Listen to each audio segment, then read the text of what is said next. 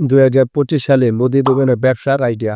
অনেক ভাইরা আছে মুদি দোকানে ব্যবসা করতে চান কিংবা আইডিয়া খুঁজে পান না। আজকের ভিডিওটি শুধু তাদের জন্য।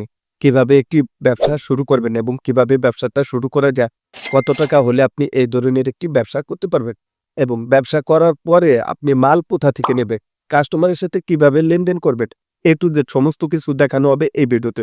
তবে এই ভিডিওটি আপনি একটু কষ্ট করে শুরু থেকে শেষ পর্যন্ত দেখবেন।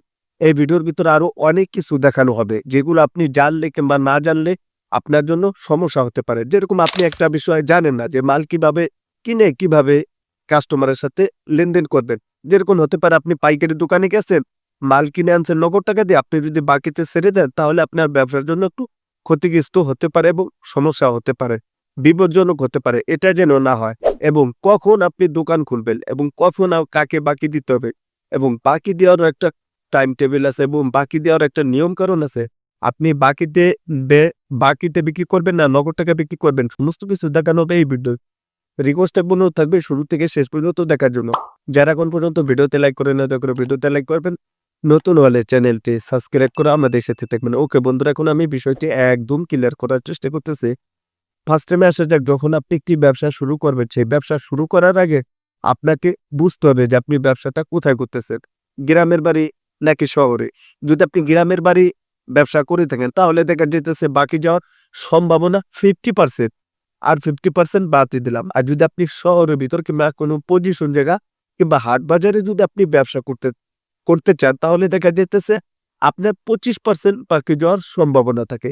কেননা দেখা যেতেছে আপনার কাছে থেকে সবাই নগদ টাকা দেয়, সদাই কিনবে। অর্থাৎ এখানে যদিও কিছু লোকজন বাকি খায় তাহলে দেখা যেতেছে আপনার মানবতা, কিন্তু আপনি মানবতা কি দেখাবেন না। দেখেন, যখন আপনি একটি দোকান শুরু করলেন, দোকান শুরু করার পরে আপনি যত টাকা নিয়ে এই ব্যবসা শুরু করেন না কেন, আমি ছোট থেকেই বলবো, সবসময়ের জন্য আমি বলতে চাই, যখন আপনি একটি ব্যবসা শুরু করবে ছোট থেকে, যেরকম আপনার হাতে পুঁজি যদি 50 থেকে 1 লক্ষ টাকা থাকে তবেই আপনি একটি ব্যবসা শুরু করতে পারবেন। আপনি যখন দোকানটা স্টার্টিং করবেন তখন আপনার প্রথমত পাইকারি দোকানের থেকে আপনি মাল কিনে আনবেন, তারপর কোম্পানি এসে আপনার দোকানে মাল দিয়ে যাবে।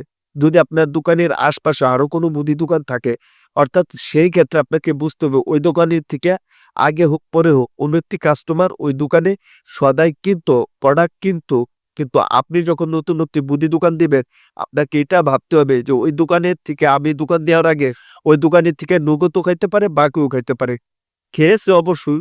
তবে আপনাকে সেইভাবে ব্যবসা করতে হবে, ধৈর্য ধরে কষ্ট করে মেহনত করে। যদি আপনি একটু মাথা গরম করেন কিংবা ঝাড়িতে কথা বলেন কিংবা কাস্টমারের সাথে যদি আপনি রাব ব্যবহার করেন তাহলে আপনার ব্যবসার জন্য সমস্যা হতে পারে। তবে তারা কি বলবে যে দোকানটা দিয়ে সারতে পারলো না, এখনই কাস্টমারের সাথে রাব ব্যবহার করে।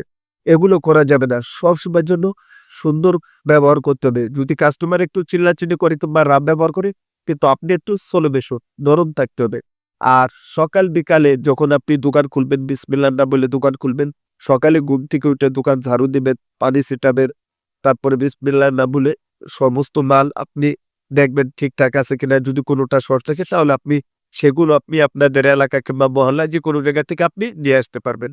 আর যদি এরকমটা থাকে যে না, যে আপনি ঘুম থেকে উঠেই কাউকে বাকি দিয়ে দিচ্ছেন, এই ভুল কাজটা কখনো করবেন না। আপনার যতই কাছে মানুষ হোক না কেন, আপনার আত্মীয় হোক না কেন, আপনার বাড়িরা যেই হোক, ব্যবসার দিকে আপনি কখনো কাউকে প্রশ্রয় দেবেন না এবং খাতির করবেন না, তাহলে আপনার দোকান শেষ হয়ে যাবে, আপনি নিজেও বুঝতে পারবেন না। তো যারা মূলত 2025 সালে ব্যবসা করতে চাইছিলেন তারা এই নিয়ম ভাবে ব্যবসা করতে পারবে। ব্যবসা করবেন, কারো কথা শুনতে হবে না। বাট আপনি বিভিন্ন ধরনের ভিডিও পাবেন, আপনি চাইলে সেখান থেকে দেখেও শিখতে পারেন। আমার চ্যানেলে বহুত ভিডিও আছে ব্যবসায়িক যে কোনো বিষয়, আপনি চাইলে আমার ভিডিও দেখে আসতে পারেন। কিংবা যদি আমার ভিডিও যদি ভালো না লাগে তাহলে কারোর সাথে বুদ্ধিমত পরামর্শ করতে পারেন। বলে তো আজকে বিষয়টি বোঝানোর চেষ্টা করলাম এবং ক্লিয়ার করার চেষ্টা করলাম যে আপনি বিজনেসটা কিভাবে শুরু করবেন। যে যত কথাই বলুক না কেন, যে যাই বলুক না কেন, কারো কথা আপনাকে শুনতে হবে না। এখন বলছে আপনি ভুলে যাবেন, কিংবা একজনে বলছে তার দিকে মন খারাপ করা যাবে না। মূলত আজকে এই বিষয়টি একদম ক্লিয়ার করার চেষ্টা করলাম। যে যেভাবেই ব্যবসা করবেন, ধৈর্য সহ্য করে ব্যবসা করবেন, কষ্ট করে ব্যবসা করবেন, তবেই দেখবেন আপনি ব্যবসায় উন্নত হবে। আর মা বাবার দোয়া নেবেন। আর প্রত্যেকেও দেখা যায় যে তোমার এমন কোনো সময় আপনি কারো দোয়া নেবেন না। তো মূলত আজকে এই ভিডিওটি যদি ভালো লাগে থেকে ভিডিওটি একটি লাইক করবেন, নতুন হলে চ্যানেলটি সাবস্ক্রাইব করে আমাদের সাথে ভালো থাকবেন সবাই। আল্লাহ হাফেজ।